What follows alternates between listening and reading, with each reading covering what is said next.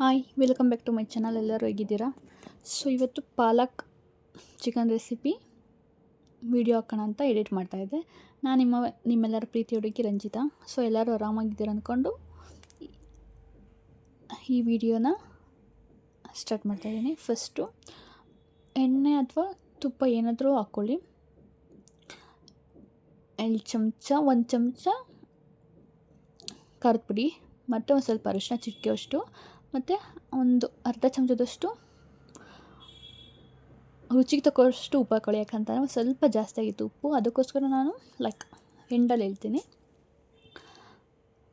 Actually ನೀವು ಉಪ್ಪಾಗಲಿ ಖಾರ ಆಗಲಿ ಏನೇ ಆಗಲಿ ಜಾಸ್ತಿ ಮಾಡಿದ್ದೀರ ಅಂತಂದರೆ ಅದನ್ನು ಯಾವ ಥರ ಕಡಿಮೆ ಮಾಡೋದು, ಏನು ಹಾಕಿದ್ರೆ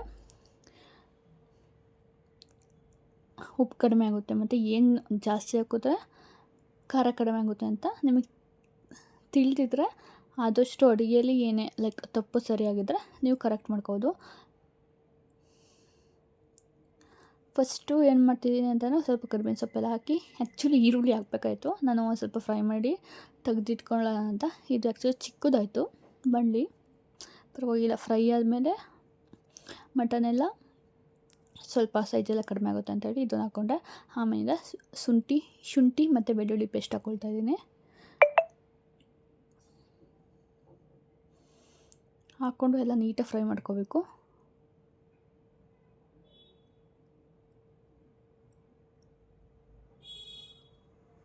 ಅದನ್ನು ಸ್ವಲ್ಪ ಹೊತ್ತು ಹೆಂಗೆ ಗೊತ್ತಾ, ಇದೊಂದು ಸ್ವಲ್ಪ ಡಿಫ್ರೆಂಟ್ ಟೇಸ್ಟ್ ಇರುತ್ತೆ.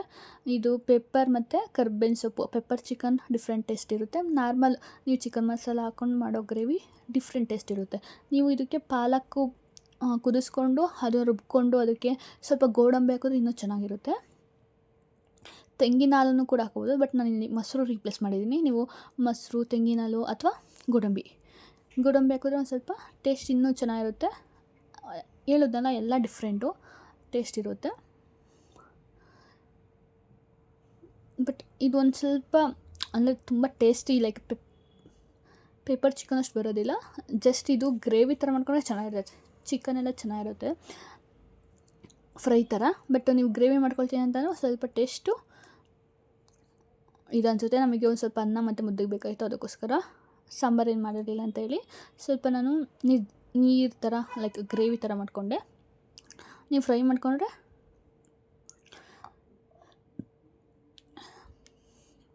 ತುಂಬ ಚೆನ್ನಾಗಿರುತ್ತೆ. ಮತ್ತು ಉಪ್ಪು ಹಾಕ್ಬೇಕಾದ್ರೆ ನೋಡ್ಕೊಂಡು ಹಾಕ್ಕೊಳ್ಳಿ, ಯಾಕಂತಂದರೆ ಈ ಚಿಕನ್ ಫ್ರೈ ಮಾಡೋಬೇಕಾದ್ರೆ ಸ್ವಲ್ಪ ಉಪ್ಪು ಹಾಕ್ಕೊಂಡಿರ್ತೀರ.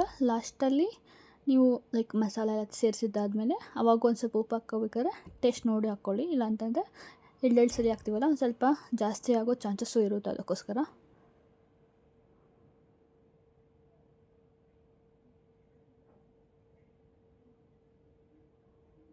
ನೋಡಿ, ಇನ್ನು ಇಷ್ಟು ಫ್ರೈ ಮಾಡ್ಕೊಂಡು, ಯಾಕಂತಂದರೆ ಮತ್ತೆ ನಾವು ಫ್ರೈ ಮಾಡ್ತಿದ್ದೀವಿ, ಅದಕ್ಕೋಸ್ಕರ ಇಷ್ಟು ಫ್ರೈ ಆದಮೇಲೆ ನಾನು ತೆಗಿತಾಯಿದ್ದೀನಿ.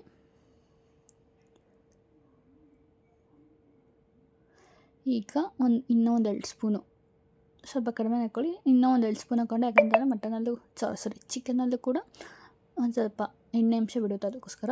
ಯಾಕಂದರೆ ವಿತೌಟ್ ಸ್ಕಿನ್ನೆಲ್ಲ ಹಾಕಿರ್ತೀವಲ್ಲ, ಅದಕ್ಕೋಸ್ಕರ. ಈರುಳ್ಳಿನ ಉದ್ದುದ್ದಕ್ಕೆ ಕಟ್ ಮಾಡಿಕೊಂಡು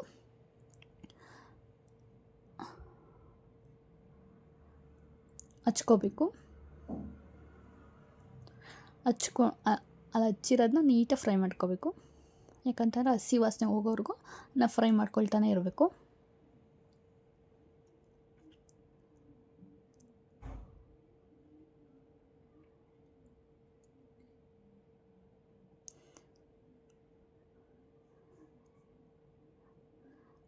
ನೀಟಾಗಿ ಫ್ರೈ ಮಾಡ್ಕೊಂಡಿದ್ದಾದಮೇಲೆ ಅದಾದಮೇಲೆ ನಾನು ಸ್ವಲ್ಪ ತುಪ್ಪನೂ ಕೂಡ ಹಾಕ್ಕೊಂಡೆ, ಎಣ್ಣೆ ಹಾಕ್ಕೊಂಡು ಒಂದು 2 ಚಮಚ. ನನಗೆ ಯಾಕೋ ಒಂದು ಸ್ವಲ್ಪ ಎಣ್ಣೆ ಕಡಿಮೆ ಅನ್ನಿಸ್ತು, ಅದಕ್ಕೋಸ್ಕರ ಎಲ್ಲದಕ್ಕೂ ಬೇಕಾಗುತ್ತೆ ಫ್ರೈ ಮಾಡೋದಕ್ಕೆ ಅಂತ ಹೇಳಿ ಮತ್ತು 1 ಚಮಚ ಹಾಕ್ಕೊಂಡೆ. ಇದು ಮಾರ್ನಿಂಗ್ ತುಂಬ ಚೆನ್ನಾಗಿ ಬಂದಿತ್ತು, ನೈಟ್ಗಿನ. ಈಗ ನೋಡಿ, ಮತ್ತೆ ಒಂದು ಸ್ವಲ್ಪ ಶುಂಠಿ ಬೆಳ್ಳುಳ್ಳಿ ಪೇಸ್ಟ್ ಫ್ರೈ ಮಾಡಬೇಕಾದ್ರೆ ನಾನು ಆಲ್ಮೋಸ್ಟ್ ಚಿಕನ್ ಮಟನ್ಗೆಲ್ಲ ಸ್ವಲ್ಪ ಜಾಸ್ತಿ ಹಾಕ್ಕೊಂಡ್ರು ಚೆನ್ನಾಗಿರುತ್ತೆ. ಶುಂಠಿ ಬೆಳ್ಳುಳ್ಳಿ ಪೇಸ್ಟ್ ಫ್ರೆಶ್ ಆಗಿದ್ದರೆ ಚೆನ್ನಾಗಿರುತ್ತೆ, ಅಂಗಡಿಲೆಲ್ಲ ತಂದಿರೋದಕ್ಕಿಂತ. ಈಗ ಕಸ್ತೂರಿ ಮೇಥಿ,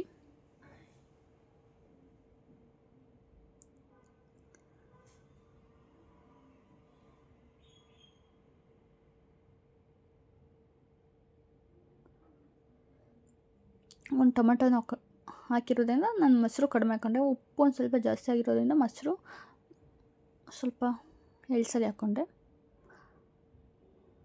ನಿಮಗೆ ಸ್ವಲ್ಪ ನೀರಾಗಿರ್ತೈತೆ ಅಂತಂದರೆ ನೀವು ಲೈಕ್ ಕಾರ್ನ್ಫ್ಲೋರ್ ಇರುತ್ತಲ್ಲ ಅದನ್ನು ನೀರಲ್ಲಿ ಮಿಕ್ಸ್ ಮಾಡಿ ನೀಟಾಗಿ ಗಂಟು ಇಲ್ದಂಗೆ ಹಾಕ್ಕೋಬೋದು. ಆವಾಗ ಚಿಕನ್ ಗ್ರೇವಿ ಗಟ್ಟಿ ಬರುತ್ತೆ.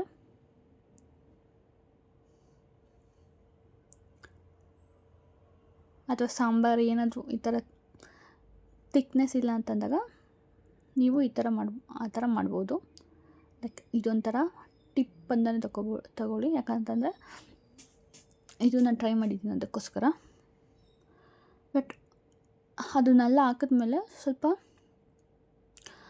ನೀಟಾಗಿ ಕುದಿಸ್ಬೇಕು. ಇಲ್ಲ ಅಂತಂದರೆ ಹಸಿ ವಾಸನೆ ಇರುತ್ತೆ ಅದು ಹಿಟ್ಟು. ಈಗ ನೋಡಿ, ಇವಾಗ ಅದೆಲ್ಲ ನೀಟಾಗಿ ಫ್ರೈ ಆದಾದಮೇಲೆ ಲೈಕ್ ಟೊಮೊಟೊ ಎಲ್ಲನ ನಾನೀಗ ಜೀರಿಗೆ ಸ್ವಲ್ಪ ಪುಡಿ ಮಾಡಿ ಇಟ್ಕೋಬೇಕಾಯ್ತು. ನಾನು ಹಸಿದ್ದೇ ಒಂದು ಸ್ವಲ್ಪ ಬಿಸಿ ಮಾಡಿ ಹಾಕ್ಕೊಂಡಿದ್ರು ಪರವಾಗಿಲ್ಲ ಇಷ್ಟೇ ಹಾಕಿರೋದು.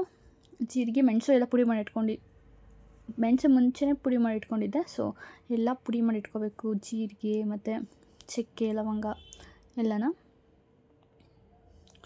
ಈಗ ಚಿಕ್ಕದಾಗಿ ಕಟ್ ಮಾಡ್ಕೊಂಡಿರೋದು ಪಾಲಕ್ ಹಾಕ್ತಾಯಿದ್ದೀನಿ.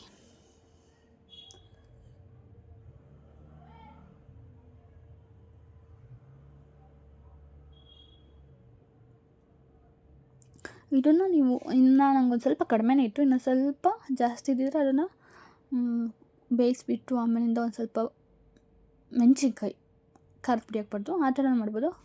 ಮೆಣಸಿನ್ಕಾಯಿ ಹಾಕ್ಬಿಟ್ಟು ಗೋಡಂಬಿ ನೆನೆಸ್ಬಿಟ್ಟು ಎಲ್ಲ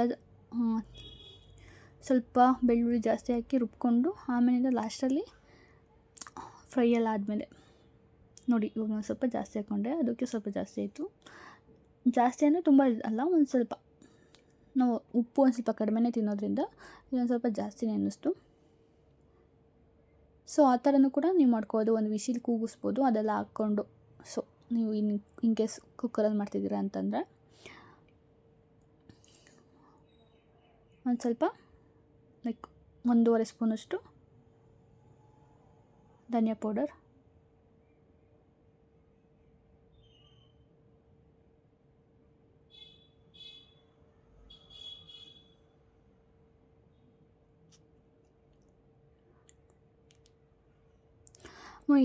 ಇಲ್ಲೇನಂದರೆ ಪಾಲಕ್ಕು ನೀಟಾಗಿ ಫ್ರೈ ಆಗಬೇಕು. ಇಲ್ಲಾಂತಂದರೆ ಅದು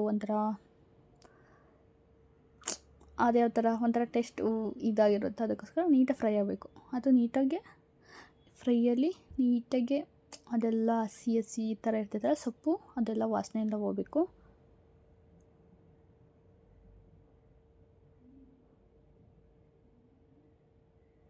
ಅದಾದಮೇಲೆ ಸ್ವಲ್ಪ ಕೊತ್ತಂಬರಿ ಸೊಪ್ಪು ಮತ್ತು ಪುದೀನ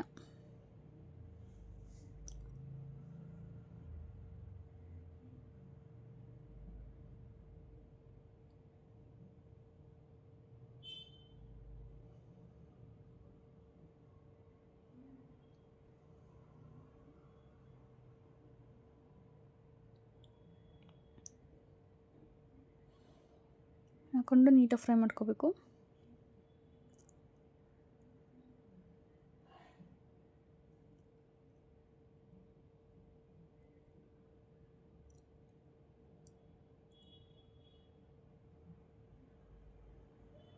ಅದಾದಮೇಲೆ ಸ್ವಲ್ಪ ಮುಚ್ಚಿಡಬೇಕು. ನಾನು ಇದು ತಳ ಹಿಡಿದು ಬಿಡ್ತೈತೆ ಅಂತೇಳಿ ಲೈಕ್ ಇದು ಫಾಸ್ಟ್ ಫಾರ್ವರ್ಡ್ ಇಟ್ಟಿದ್ದೀನಿ. ಒಂದು 5 ಮಿನಿಟ್ಸ್ ಟೇಸ್ಟ್ ನೋಡ್ತಾಯಿದ್ದೆ.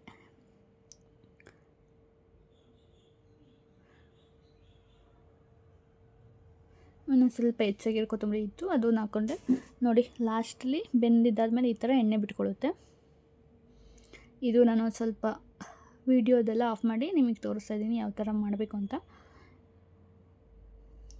ಅದಾದಮೇಲೆ ಸ್ವಲ್ಪ ಉಪ್ಪು ಜಾಸ್ತಿ ಆಗಿದೆ ಅಂತ ಅನ್ನಿಸ್ತು. ಲಾಸ್ಟಲ್ಲಿ ನಾವು ಗೋಡಂಬಿ ರುಬ್ಬಿರೋದು ಅಥವಾ ಕಾಯಿ ಹಾಲು, ಇಲ್ಲ ಅಂತಂದರೆ ಮೊಸರು ಸ್ವಲ್ಪ ಹಾಕ್ಕೊಂಡು, ಸ್ವಲ್ಪ ಸೋಯಾ ಸಾಸ್ ಹಾಕ್ಕೊಂಡೆ. ನಿಮಗೆ ಫ್ರೈಗೆಲ್ಲ ಒಂದು ಸ್ವಲ್ಪ ಸೋಯಾ ಸಾಸ್, ಜಾಸ್ತಿ ಎಲ್ಲ ಸ್ವಲ್ಪ ಹಾಕ್ಕೊಂಡ್ರೆ ಸ್ವಲ್ಪ ಟೇಸ್ಟ್ ಚೆನ್ನಾಗಿರುತ್ತೆ.